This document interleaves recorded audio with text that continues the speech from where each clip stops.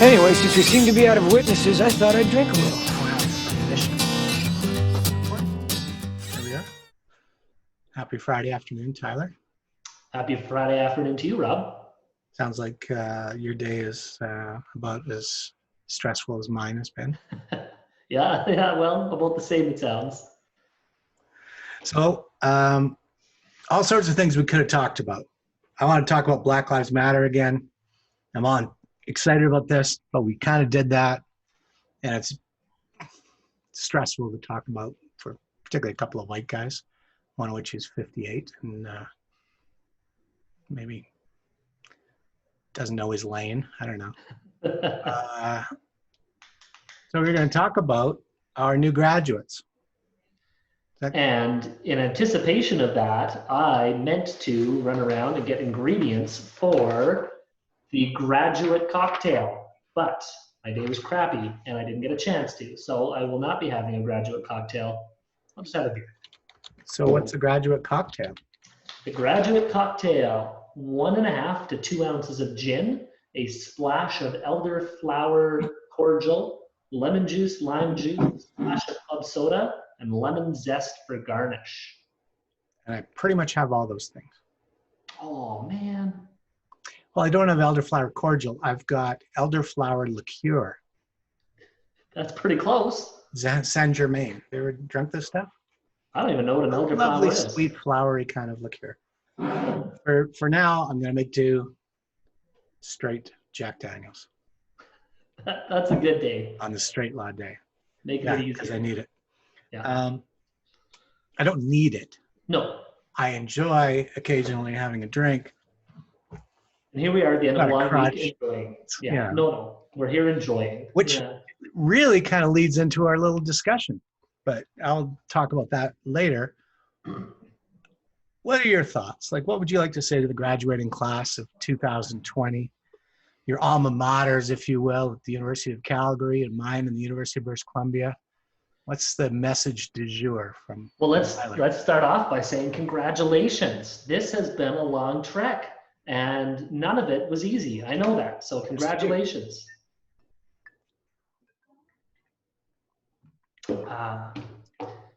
So yeah, I'm a little closer to having graduated from law school than you would be. And so there's some things that are kind of fresh in my mind that I wish I would have known or thought about, or someone would have talked to me about. And I've got a little list. So I see me look down at my list and I'm just kind of thinking about it a little bit. And so the first thing that came across my mind is that law schools are in big cities, and it's probably a little bit late at this stage. Law graduates probably have jobs lined up. But just because the law school is in a big city doesn't mean you have to work in a big city. And I guess this is coming from a guy who came back to a small city, but I would like to encourage people to think a little more outside big cities if that's something that might interest you. Not to discount that anyways.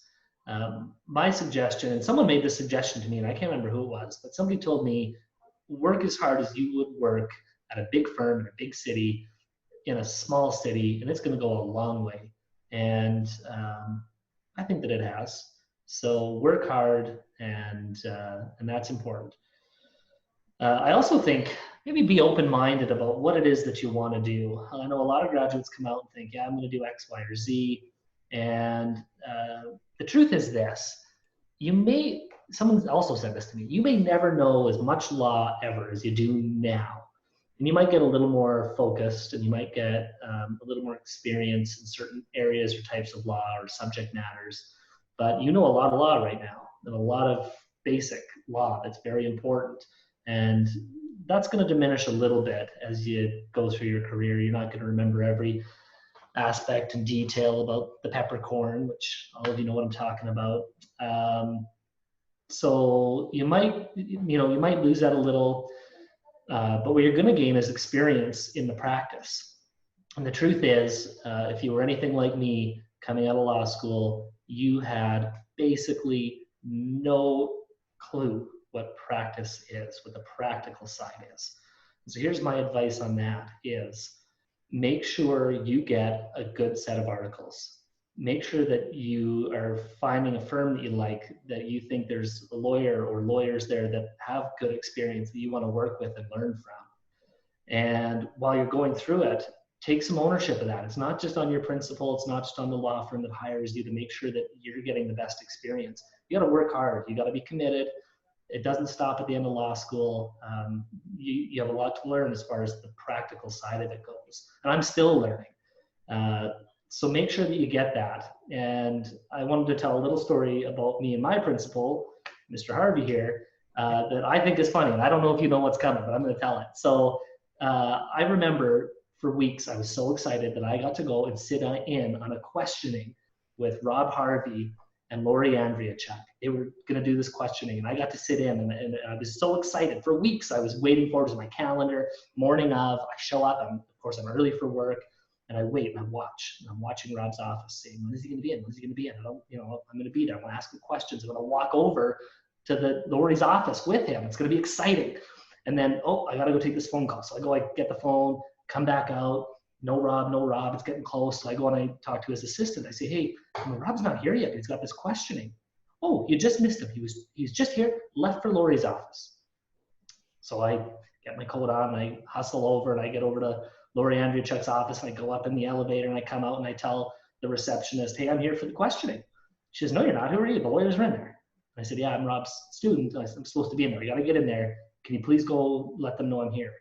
And so she goes, she knocks on the door, and I can hear I can hear him, right? And so she says, hey, there's a Tyler here. He says he's here for questioning. Rob says, Tyler who? But I managed to get in. I forced my way in. I did not. I heard it with my own ears. You lie. But I made my way in, and I took notes. I wrote down every single undertaking, not sure exactly what that was at the time. And I made sure I got a good experience. Not to discredit Rob. He was a wonderful principal and still is a great mentor. When you're focused on what you're doing and you're good at what you do, sometimes you just put your head down and do it. But yeah, you got to have some ownership. So that's well, what I'm chagrined. I am chagrined. And yet somehow you're still in the practice. Hey, here we are. Go figure. All right. Yeah. What do you have to say? What? What do you have to say? Well, it's interesting because, like you say, we have a slightly different experience. I mean, I've been at this for 34, going on 35 years. But I remember going to the interviews in downtown Vancouver, where I went to law school, and then also interviewing in Lethbridge and trying to debate what I wanted, although I was pretty sure I didn't want to stay in Vancouver as much as I love it there. And so I think your point is well taken. And it gets to, I gave a lecture to lawyers at a Lake Louise conference 2 years ago. And the first thing I said to all these lawyers was, what do you want? Right? What do you want? And I think too often we don't ask ourselves that, particularly young lawyers. And one of the things, and I've spoken to University of Calgary a few times on specifically on smaller firm and non-major center firm opportunities. And one of the things that happens in law school, and you can correct me if I'm wrong because you were there more recently than me, but there is a certain prestige and a certain expectation about what you should want. And that prestige in my day, and I believe it still exists to a degree, is the bigger the firm you get hired at, the better you are. Like, is that still a thing? Still a thing, yeah, at least right? A few years ago, yeah. So, so you have these students like naive little lemmings flocking to these big firms, praying and hoping that they'll get picked up by these majors. And I don't want to discount a major law firm. They do things that our firm, for example, is never going to do. But they're going there without any idea what they want, right? They go there because of social pressure, I think, to some degree. Now, the one interesting thing is when I was with the Law Society of Alberta, I was the chair at the end when we wrote our Retention and Re-engagement Task Force report. And I was just the chair at the end. There were other previous chairs that helped create that over a few years. But one of the things we discovered was, to begin with, young lawyers leave private practice about 60% within 5 or 6 years of being called to the bar. But the other really interesting thing is the highest numbers of those leaving private practice are those who were working in large law firms. Mm.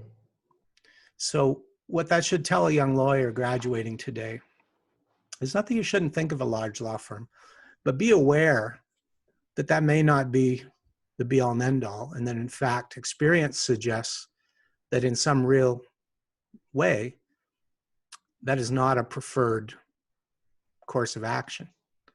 And so smaller firms may be something you want to consider. But beyond that, what firm you're going to go to, the other kind of comment that flowed from that when I was talking to these lawyers is control your life. Don't let your life control you. Be healthy. There's way too many lawyers that come out of law school and I want to work the 18-hour days, and I was one of them. And my wife understood at the time, and there's a certain badge of honor being in the office until midnight on a regular basis.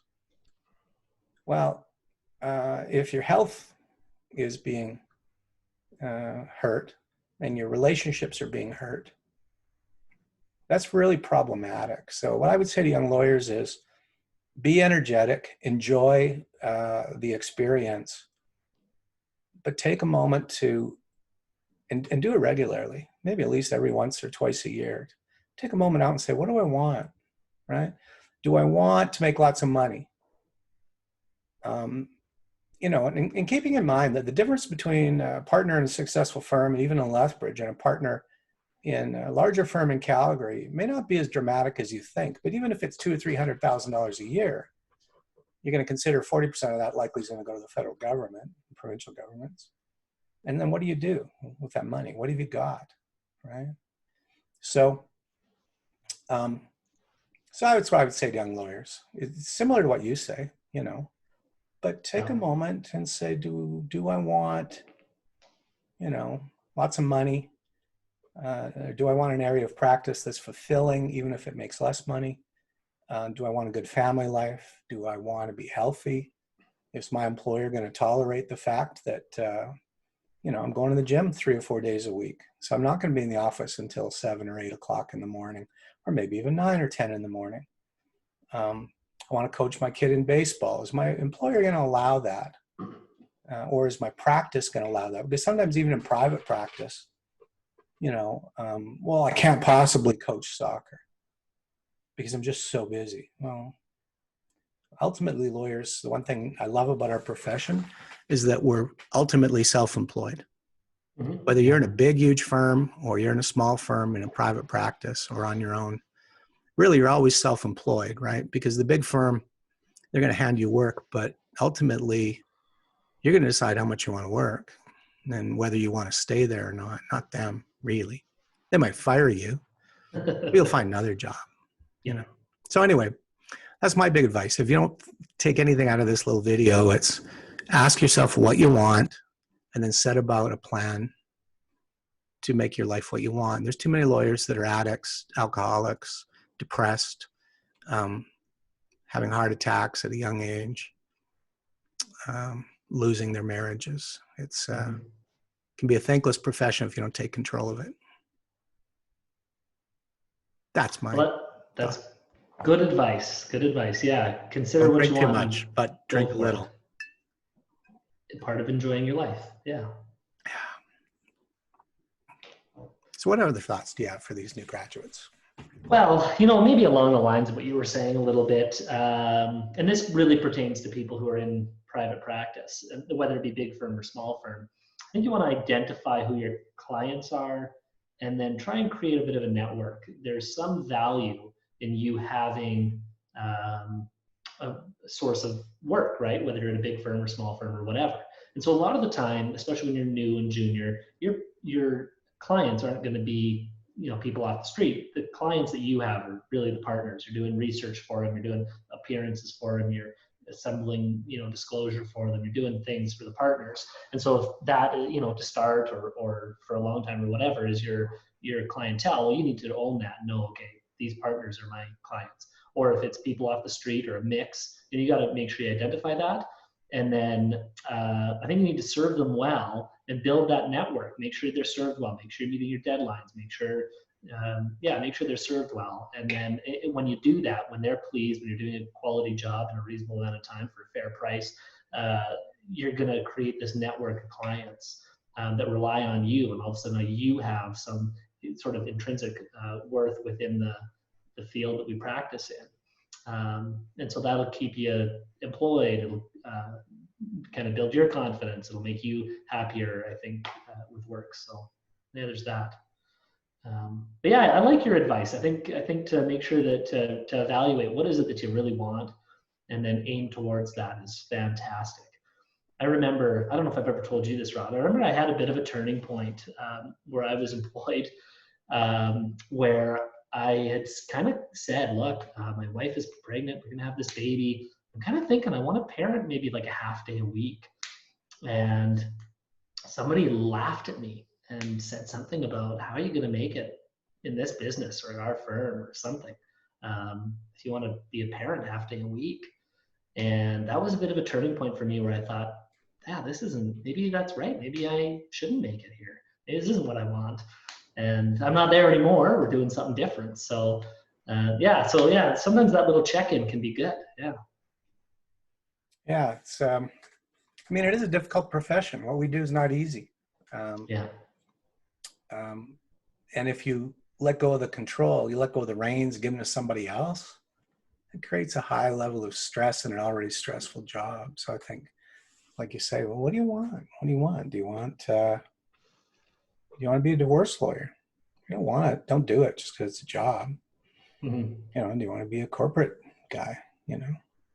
Now, depending on the course you take, you may find that practice takes a long time to develop, but if you persevere, you can get there. So those are kind of my thoughts. I think, the profession is changing.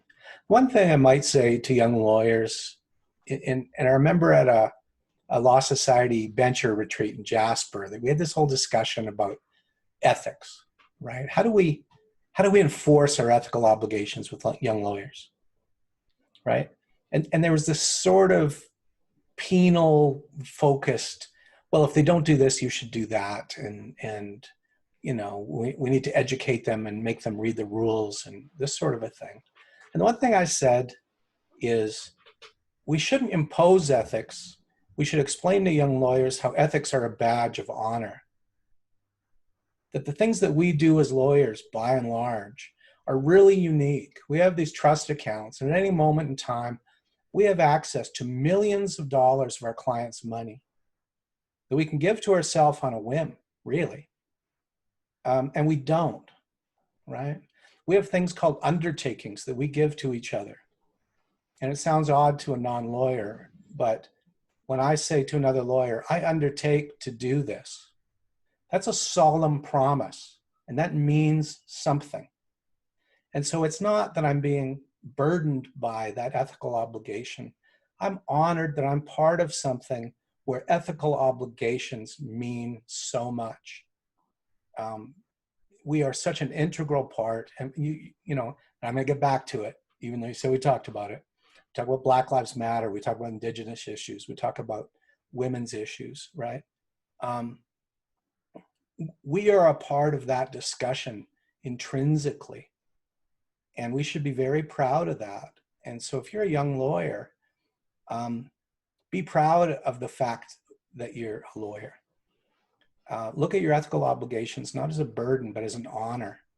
That you're better than the accountants. You're better than the other professionals, in my opinion, because that ethical standard that you hold on to that means something to you makes you unique in our society.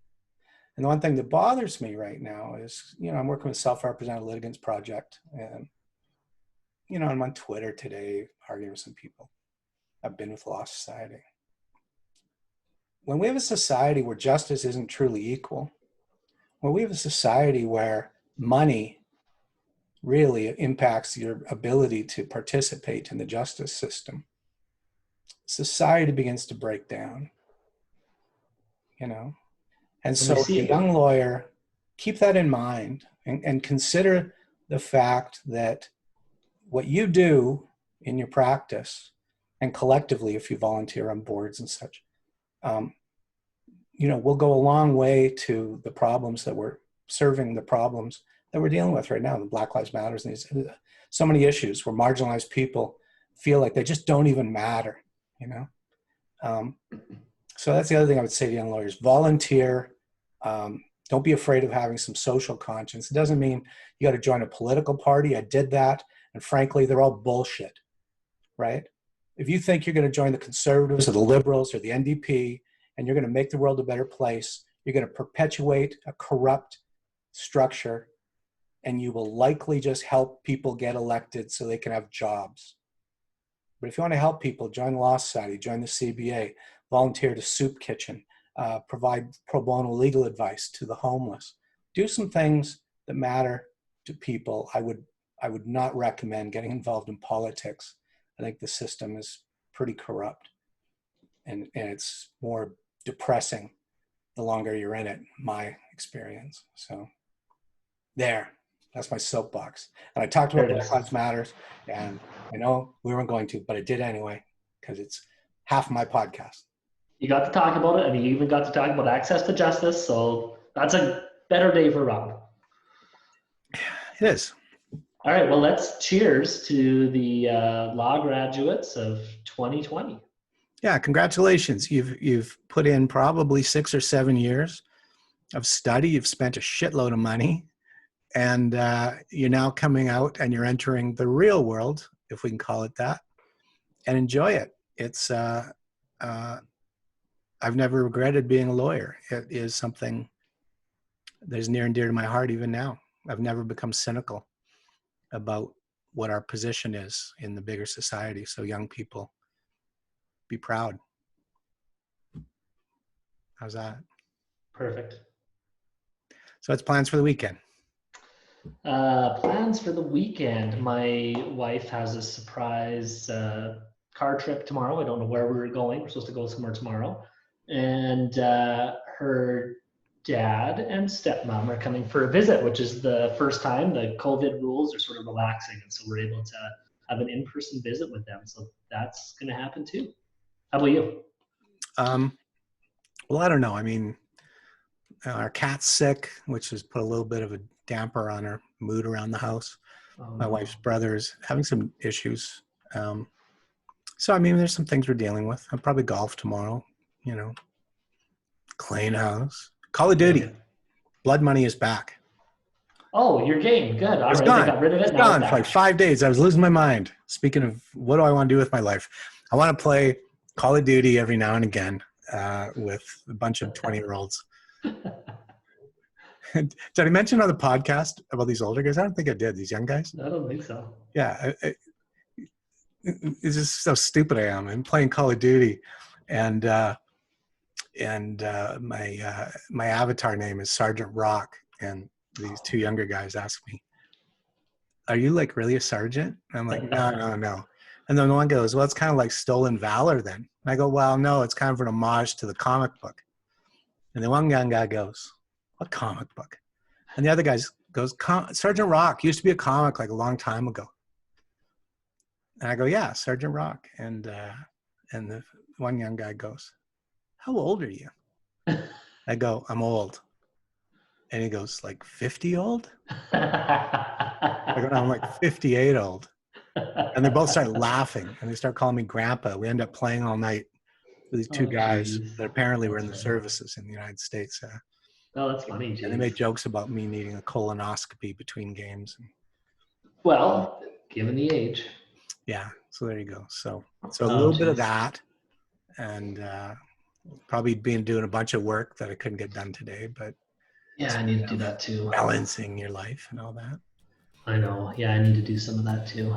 Well, anyway, we'll call it a day, and I'll say congrats, and we'll see you next week. Congratulations.